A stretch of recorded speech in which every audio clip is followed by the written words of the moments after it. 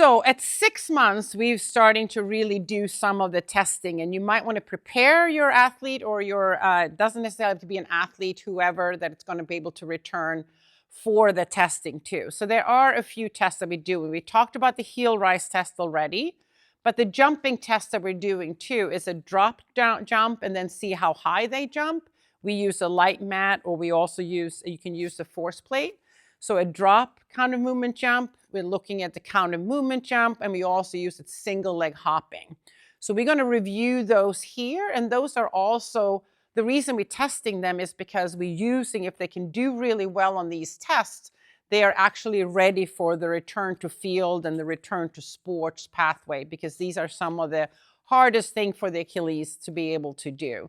So we're going to show them here, and we don't have the testing equipment here, but you can do that if you have those abilities, or you're just looking to see how they feel confident doing it as well.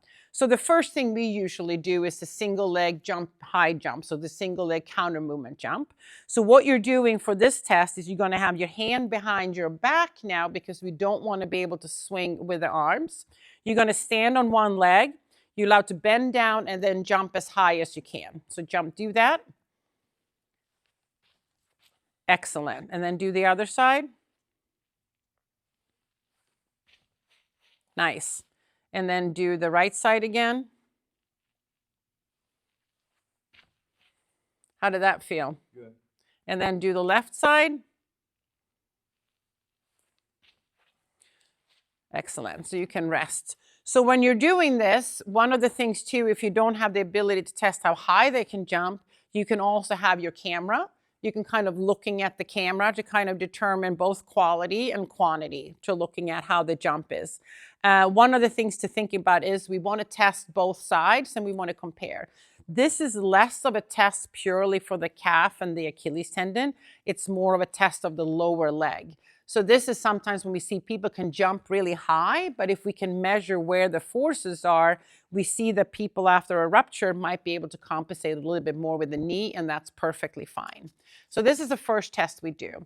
The second test that we do is we're going to have you up on the box. And now we are going to jump down from the box and then try to jump as high as you can. And again, we're going to make you have your hands behind your back. And we always start on the healthy side. So you're going to stand on one leg. You're going to more fall down and then jump as high as you can. And go. It's hard, right? Yeah. Try that again. So we'll fall down and then jump as high as you can. And what we're looking at when we have some of the measurement too is how long do you land and how quickly can you rebound up again. And now do the other side.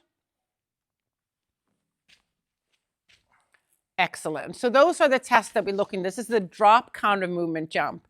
And what we can see is in the counter movement jump around 6 months, people can be around 80 to 90% of the other side. This is the test where most people are maybe 60 to 70%. And this test is also related to the fear, because if you are worried about loading it and you try to compensate, this is really challenging that. And the big thing what we see when we're testing our patients is that doing this test actually gives them more confidence, because a lot of times when they come in, they think they've been working on a lot of these various activities, but maybe haven't done this specifically. And we say you can do that. They're like, no, I can't do that. You're fine to do it.